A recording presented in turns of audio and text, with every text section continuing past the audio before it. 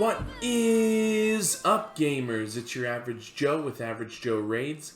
Today, we're going to do a bit of a fun video, something I've seen some other content creators do. We are going to take a look at my 10 most wanted champions. And so, I split them up into 5 non-void affinity, 5 void affinity. We're going to take a look at my top 10.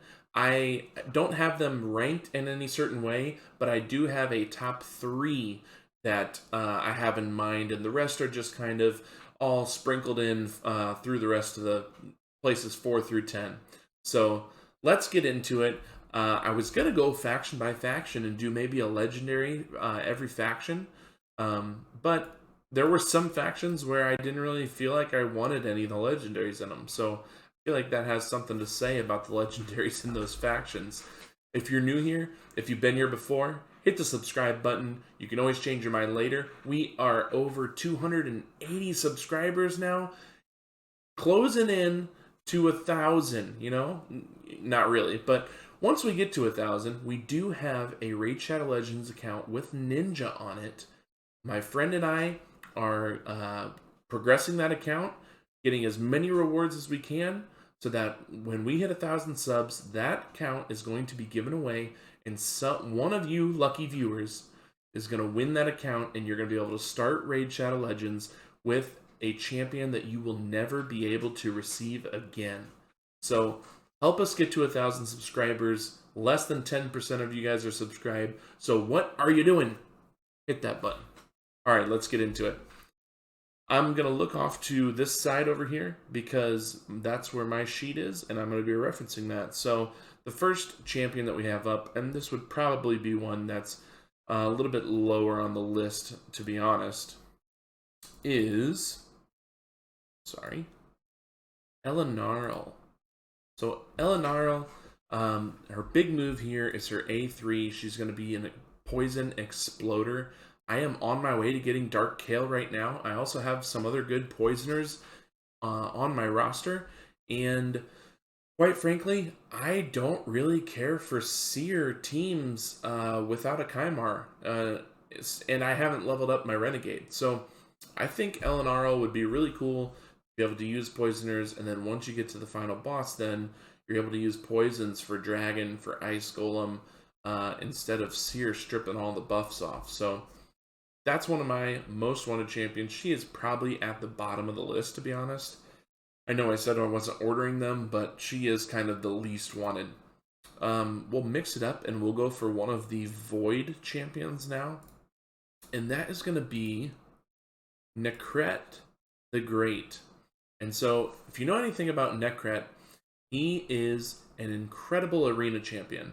And one of the places that I struggle with the most is 3v3 arena. And so Nekret would be a huge addition to my arena teams, putting up teams up with anyone under ally protection placed by his champion. So it's kind of like an ally attack there. He puts up a block debuffs, an ally protection, and a strengthen on an ally for 3 turns. And then when ally protections come off, places a shield on them. And he also just puts up an ally protection and block debuffs and strengthen at the start of each round. So at the beginning of an arena round, one of your random people are going to get that. So he's a really good champion, and I think that he could help my arena teams. So he would be coming in as, let's say, number 9. Let's go back to non-void. Oh, we need to get out of this faction. Going down to the Shadowkin, and we are looking at Lady Kimmy. A1 attack, got some chance to decrease turn meter. A2 decrease accuracy and decrease speed on a 3-turn cooldown. A3 increase accuracy, increase speed, and block debuffs. So let's see here. Remove 1 random buff from each enemy, and then has a chance of placing a block buffs debuff for 2 turns on enemies who have buffs for moves. That's crazy. Whenever this champion places a debuff on an enemy, decreases the turn meter by 5% for each buff placed. She's just doing tons with turn meter, accuracy, speed. Should be great for Hydra. Yeah, I think that she is a really cool champion. and she would definitely be a good addition to my roster. Let's get back in on the voids. Gonna actually stay in Shadowkin here, and we're gonna look at Riho Bone Spear. Now, I was like 40 void shards short of her guaranteed event, and just did not want to spend the money for the void shards, and so I missed out on her guaranteed, and I was very sad about it. But let's take a look here. Continuous heal on the ally with the lowest HP, and then also another continuous heal, the lower version, on all allies with 30% HP or less. A2 here puts every debuff under the sun on the enemy champion and gives them a stun. A3 is going to be a cleanse and a block debuffs, and her passive, whenever she receives a debuff, she transfers them back to the champion that attacked them. So she's just awesome. She looks really cool. And that might be part of the reason why I want her. Now, I do have an aversion to people without fee. If you haven't watched my 5 reasons to not fuse Helicath, go check that out. But spoiler alert, he doesn't have fee. So, going into another non-void champion, we are looking at a faction who you wouldn't normally think of when you think of wanted legendaries. But there's a new addition, and his name is Nekmo Thar. So he's got some crazy, I don't know what you would call these on his back, appendages. It's like he should have wings, but the place like between the appendage and the side of his chest is gone. Anyways, a decreased attack, pretty good chance, 40%. I'm going to take that back. Not that good of a chance, but it increases to 75% against targets under debuffs. A2, decreased speed and leech on an AoE, 100% chance, 3-turn cooldown. A3, an increased speed on all allies and a turn meter fill, and grants him an extra turn. Now that is the key to why he's so good. So if he just had this, or even if this move was just increased speed, it would be okay. But the fact that this is increased speed and fills the turn meter and gives him an extra turn, that makes him insane for turn meter. And putting the decreased speed out, the leech out, this is another champion that would go great in a Hydra team. So if you guys have him, kudos to you. Let's take it back to the voids.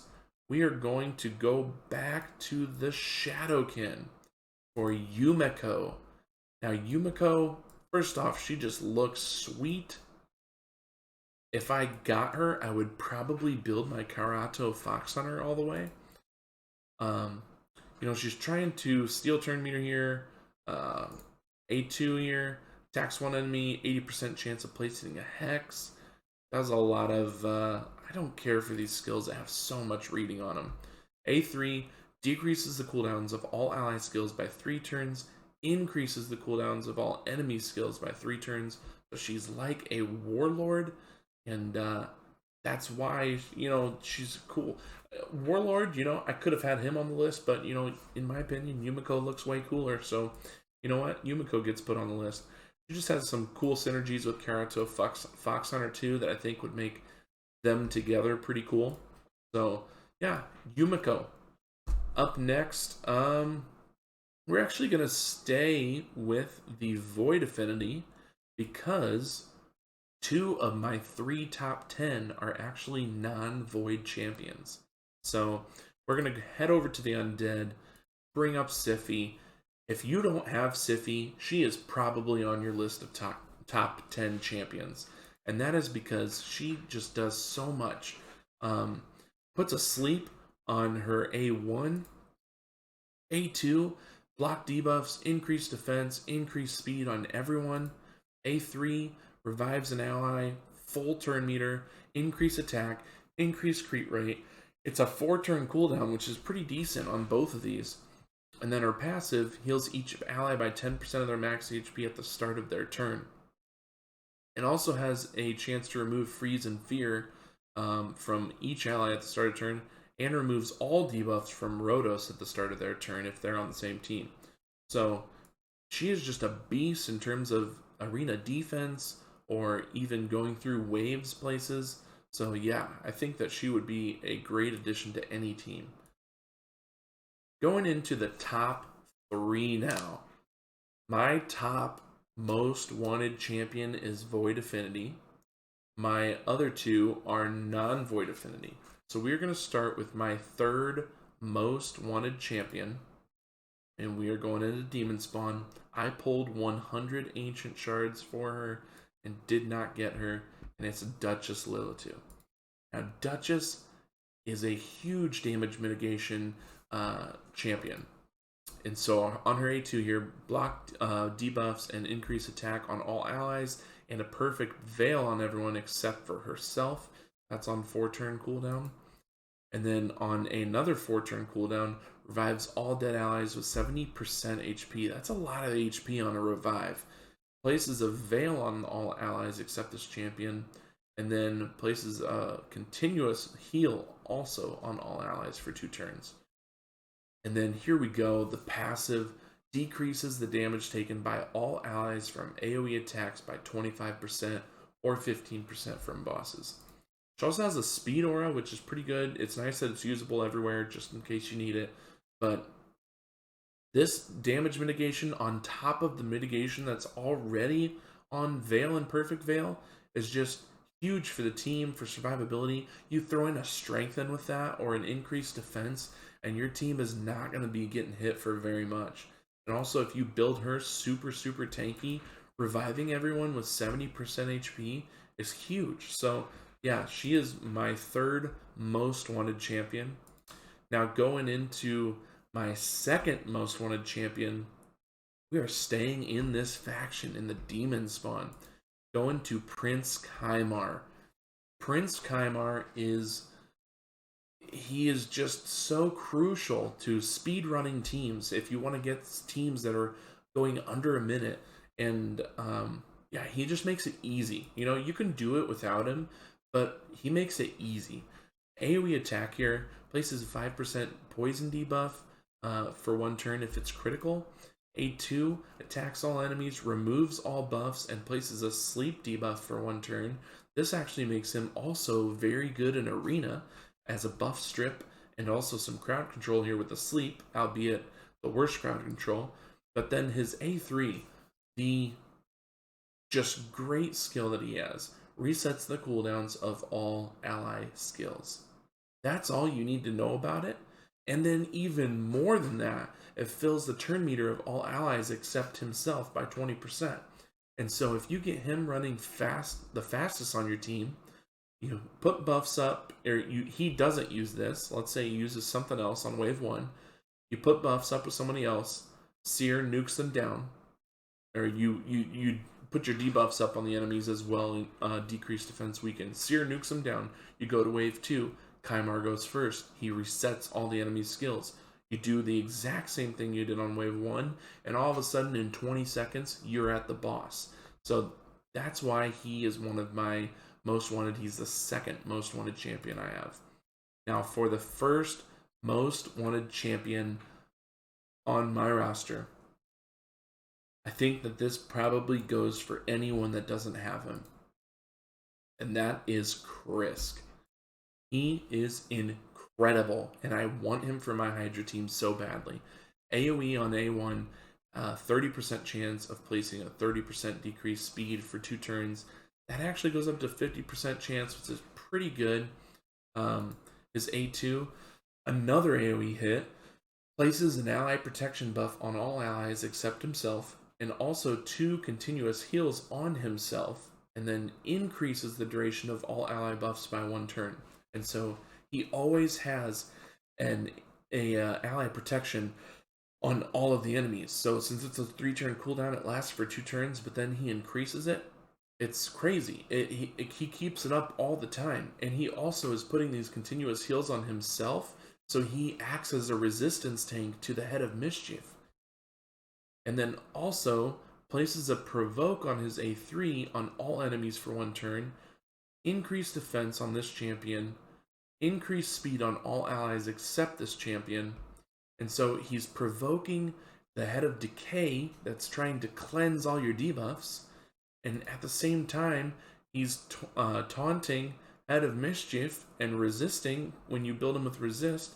His passive here at the start of each round places a shield buff on all allies for 2 turns, equal to 50% of this champion's max HP, 75% chance of placing a decreased defense and decreased attack debuff on the attacker for 1 turn when hit.